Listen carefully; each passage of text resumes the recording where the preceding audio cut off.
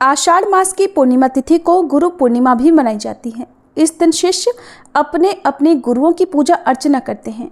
मान्यता है कि इस दिन चारों वेदों का ज्ञान देने वाले महर्षि वेद व्यास जी का जन्म हुआ था। यही कारण है कि इसे व्यास पूर्णिमा भी कहा जाता है। महर्षि वेद व्यास जी ने पहली बार मानव जाति को चारों वेदों का ज्ञान प्रदान किया, जिसके कारण उन्हें प्रथम गुरु की उपाधि प्रदान की गई। पूर्णिमा तिथि भगवान विष्णु को भी समर्पित मानी जाती है और इस दिन माता लक्ष्मी जी की भी पूजा करने से घर में सुख समृद्धि का आशीर्वाद मिलता है। इस पावन दिन पर सुबह जल्दी उठकर यदि हो सके तो पवित्र नदी में या फिर गंगा जल मिले जल से स्नान करना चाहिए। पूर्णिमा के दिन भगवान विष्णु की पूजा अर्चना का विशेष महत्व होता है। भगवान विष्णु की पूजा करते समय कुछ विशेष मंत्रों का जाप करें, जैसे कि हरे कृष्णा महामंत्र का या ओम नमो भगवते वासुदेवाय, ओम श्री विष्णवे नमः इन मंत्रों का जाप कर सकते हैं। ओम श्री महालक्ष्मी नमः मंत्र का जाप माँ लक्ष्मी जी की पूजा करते समय कर सकते हैं। गुरु पूर्णिमा के दिन महर्षि वेद व्यास जी की पूजा करने से भी विशेष फल की प्राप्ति होती है। इस दिन अपने अपने गुरुओं का ध्यान करें, अपने गुरु के चरण छूकर उनका आशीर्वाद प्राप्त करें। सुबह के समय विधि विधान से पूजा करके व्रत प्रारंभ किया जाता है। इस व्रत में नमक का सेवन नहीं किया जाता है। दिन भर उपवास रखें। दिन के समय यदि सामर्थ्य हो तो श्री सत्यनारायण भगवान की कथा का पाठ करवाएं या फिर आप मोबाइल आदि के माध्यम से सत्यनारायण भगवान की कथा भी सुन सकते हैं। दिन भर उपवास रखें। शाम के समय एक बार फिर से विधि विधान से पूजा करें। संभव हो तो शाम के समय भी पूर्णिमा की व्रत कथा पढ़नी या सुननी चाहिए और शाम को चंद्रोदय होने पर 1 लोटा भरकर जल रखें। उसमें अक्षत, शक्कर या मिश्री या बताशे डालें। सफेद पुष्प डालकर चंद्र देवता को ओम सह चंद्रमसे नमः या ओम सोम सोमाय नमः इस मंत्र का जाप करते हुए जल का अर्घ दें और अपनी जगह पर खड़े होकर 3 बार परिक्रमा करें। सुबह और शाम तुलसी जी के पौधे की पूजा करें। शाम के समय पवित्र पौधे जो भी आपके आसपास हो, आपके घर में हो, जैसे तुलसी जी का पौधा, शमी का पौधा या बेल वृक्ष आसपास हो, तो वहाँ पर दीपदान करना चाहिए, क्योंकि पूर्णिमा तिथि पर किए गए दीपदान का भी विशेष पुण्य मिलता है।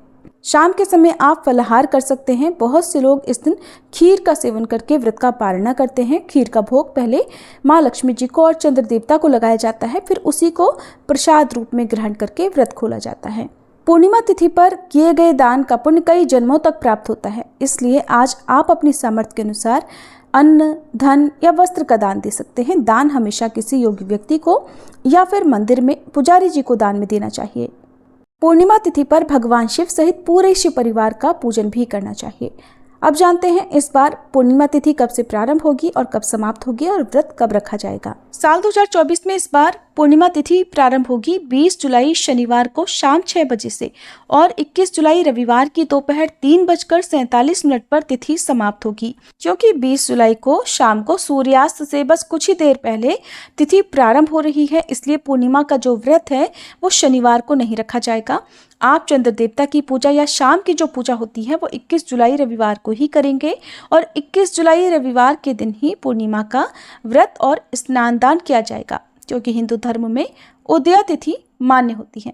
इसी दिन श्री सत्यनारायण भगवान का व्रत भी रखा जाएगा और दोपहर के समय व्रत की कथा का पाठ या श्रवण भी किया जा सकता है। 21 जुलाई रविवार को सूर्योदय होगा सुबह 5:57 पर। सूर्यास्त शाम 7:09 पर होगा। ब्रह्म मुहूर्त जो कि सुबह स्नान करने के लिए, मंत्रों का जाप करने के लिए उत्तम होता है, 4:20 से 5:08 तक रहेगा। अभिजीत मुहूर्त दोपहर 12:06 से 12:59 तक रहेगा। इस मुहूर्त में आप सत्यनारायण भगवान की कथा सुन सकते हैं।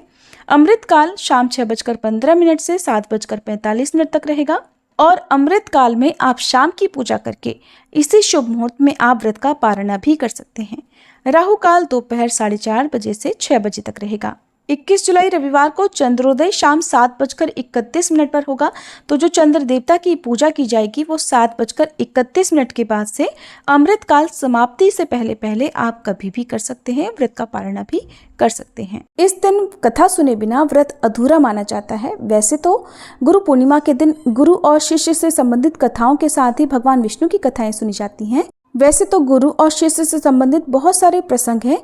उन्हीं में से एक प्रसंग के अनुसार एक बार की बात है, किसी कस्बे में एक व्यापारी रहता था। धन दौलत खूब थी। कस्बे में भी उसका भरपूर सम्मान था।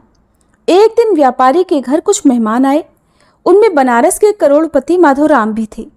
माधोराम के स्वागत सत्कार में व्यापारी का पूरा परिवार लग गया। इतना बड़ा सेठ जो कस्बे में आया था, बहुत से लोग उससे मिलने गए।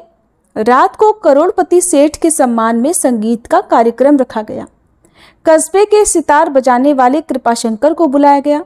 कृपाशंकर देर तक सितार बजाता रहा, लेकिन सेठ चुप बैठे रहे। व्यापारी ने समझा शायद इन्हें सितार सुनना पसंद नहीं। तभी सेठ ने कृपाशंकर से कहा, भैया कब तक सितार के तार ठीक करते रहोगे, अब बजाओ भी। ये सुनकर सभी चौंक गए। कृपाशंकर बोला, सेठ जी मैं तो बहुत देर से सितार बजा रहा हूँ। राम राम, इसे सितार बजाना कहते हैं? अरे इससे अच्छा तो बनारस का कुत्ता भी सुर में भौंक लेता है। कभी तुमने बनारस के सिद्धनाथ का सितार सुना है? जरा सुनो तो समझ जाओगे। तुम्हें तो अभी सितार ढंग से पकड़ना भी नहीं आता, सेठ जी ने कहा। सेठ जी की बात सुनकर कृपाशंकर चुप रह गया। अब भला इतने बड़े सेठ से कहता भी क्या? उसने निश्चय कर लिया कि इस अपमान का बदला वो जरूर लेगा। जैसे भी बनेगा सिद्धनाथ को नीचा दिखाएगा। दूसरे ही दिन वह बनारस की ओर चल पड़ा। वहां उसने बड़ी मुश्किल से आखिरकार सिद्धनाथ का मकान ढूंढ ही लिया। सिद्धनाथ राजा के दरबारी सितार वादक थे। बड़ी मुश्किल के बाद भेंट हुई। कृपाशंकर बड़ा धूर्त, बड़ा चालाक था। उसने जाते ही सिद्धनाथ के पैर पकड़ लिए और बोला, आचार्य मैं तो आपसे सितार सीखना चाहता हूँ, बड़ी दूर से आया हूँ। सिद्धनाथ ने कृपाशंकर को सिर से पैर तक देखा, फिर बोले, मैं तुम्हें शिष्य नहीं बनाऊंगा। ये सुनकर कृपाशंकर को क्रोध तो आया, लेकिन चुप रहा। उसने देखा ऐसे तो बात बन नहीं रही। तब वह सिद्धनाथ की पत्नी की खुशामद करने लगा। सिद्धनाथ की पत्नी को उस पर दया आ गई। किसी तरह उसने भी अपने पति को मना लिया। अब सिद्धनाथ बड़े सज्जन व्यक्ति थे। उन्होंने कृपाशंकर को शिष्य बनाया तो सारा स्नेह उसके ऊपर उड़ेल दिया। धीरे धीरे उसे सितार की सारी गहरी विद्या सिखा दी। कृपाशंकर तो इसी अवसर की तलाश में था। सब कुछ सीख कर वह सिद्धनाथ से एक दिन बोला कि आचार्य अब आप काफी बूढ़े हो गए हैं, अपनी जगह मुझे राज दरबार में रखवा दीजिए। सिद्धनाथ ने सोचा मेरा शिष्य कह तो सही रहा है। तब उन्होंने उसकी बात मान ली। राजा से कहकर कृपाशंकर को दरबार में रखवा दिया। अब दरबार में नौकरी पाते ही सिद्धनाथ के तेवर बदलने लगे। अवसर का लाभ उठाकर उसने एक दिन राजा से कहा, राजन आप मेरे गुरु को जितनी तनख्वाह देते हैं उतनी ही मुझे भी दीजिए, मैं भी तो संगीत में उनके ही समान निपुण हूँ। सुनकर राजा चौंके और बोले, मैं परीक्षा लेकर देखूंगा, अगर तुम सितार विद्या में उन्हीं की तरह निपुण निकल गए तो तुम्हें भी उतनी ही तनख्वाह मिला करेगी। अब सिद्धनाथ ने ये बात सुनी तो डर गए। उन्हें लगा बुढ़ापे में हाथ कांप जाते हैं और कृपाशंकर तो जवान है, मैंने अपनी सारी विद्या उसे सिखा दी है, वो तो मुझे जरूर हरा देगा। शिष्य की चुनौती से गुरु के सिर पर चिंता सवार हो गई। उनका खाना पीना छूट गया। इधर पत्नी भी बड़ी परेशान हुई, मगर करे तो करे क्या, उसे खुद पर भी क्रोध आ रहा था। उसी की जिद पर तो कृपाशंकर को शिष्य बनाया गया था। शाम का समय था। सिद्धनाथ एक पेड़ के नीचे बहुत चिंता में डूबे हुए बैठे थे। तभी वहां पर गंधर्वराज प्रकट हुए और पूछा, आचार्य क्या दुख है आपको? आपने जीवन भर संगीत की साधना की है, मैं आप पर बड़ा प्रसन्न हूं, बताइए आपके लिए क्या करूं? गंधर्वराज को देखकर सिद्धनाथ ने प्रणाम किया और फिर अपनी समस्या बताई। गंधर्वराज मुस्कुराए, बोले, चिंता मत करो, दरबार में जाकर सितार बजाओ, कृपाशंकर कभी नहीं जीतेगा। इसके बाद गंधर्वराज ने सिद्धनाथ को 3 गोलियां दी, कुछ समझा भी दिया। ठीक समय पर दोनों दरबार में पहुंचे। राजा का आदेश पाकर सितार बजाने लगे। सिद्धनाथ बूढ़े थे, उंगलियां उतनी तेजी से चल नहीं पा रही थी। इधर कृपाशंकर के मन में बड़ा उत्साह था और वह पूरी लगन से सितार बजा रहा था। सभी को लगा कि आज तो गुरु अपने शिष्य से हार जाएंगे। तभी चमत्कार हुआ। सिद्धनाथ ने सितार का एक तार तोड़ दिया। सितार अभी भी 7 स्वरों में बज रहा था। लोगों ने खूब तालियां बजाई। ये देखकर कृपाशंकर ने भी अपने सितार का तार तोड़ दिया, लेकिन तार के टूटते ही उसका तो एक स्वर गायब हो गया। इसी तरह सिद्धनाथ ने सितार के 7 तार तोड़ दिए। गंधर्वराज का वरदान, उनका सितार फिर भी 7 स्वरों में बजता रहा। उधर कृपाशंकर भी अपने गुरु को देखकर तार पर तार तोड़ता गया और अंत में वह सितार की लकड़ी को पीटने लगा। ये देखकर सभी दरबारी और राजा हंसने लगे। अब गुरु की जीत हो गई। तभी सिद्धनाथ ने एक गोली आसमान में उछाली। तुरंत ही आसमान सतरंगी हो गया। दूसरी गोली फेंकने पर आकाश में सितार की ध्वनि फूट पड़ी और तीसरी गोली के फेंकते ही घुंघरुओं की खनक से आकाश गूंजने लगा। ऐसा लगा जैसे नाच हो रहा हो। ये सारा चमत्कार गंधर्वराज ने ही किया था। अब सभी लोग सिद्धनाथ की विद्या की सराहना करने लगे। ये देखकर कृपाशंकर को डर लगा। वो वहां से भागने लगा, लेकिन राजा के सेवकों ने उसे पकड़ लिया। राजा बोला, बोलो मूर्ख, गुरु को अपमानित करने के लिए तुझे क्या दंड दिया जाए। वो तो डर से कांप रहा था। हाथ जोड़कर राजा से क्षमा मांगने लगा। सिद्धनाथ को उस पर दया आ गई। तब राजा से कहकर उसे क्षमा करवा दिया गया, किंतु राजा ने आज्ञा दी कि तुम तुरंत ही राज्य छोड़कर यहां से चले जाओ। कृपाशंकर जाने लगा तो आकाशवाणी हुई, इसने संगीत का अपमान किया है, इसलिए जो भी इसने अपने गुरु से सीखा है ये सब भूल जाएगा। सचमुच इस आकाशवाणी के बाद कृपाशंकर सारी विद्या भूल गया। अब वो जैसा पहले था वैसा ही बनकर अपने कस्बे में वापस लौट आया। इसीलिए कहते हैं कभी भी अपने गुरु से कोई होड़ नहीं लगानी चाहिए। अपने गुरु की सलाह का, अपने गुरु की सिखाई हुई शिक्षा का सदैव सम्मान करना चाहिए। गुरु पूर्णिमा मनाने के पीछे कारण ये है कि इस दिन महर्षि वेद व्यास जी का जन्म हुआ था।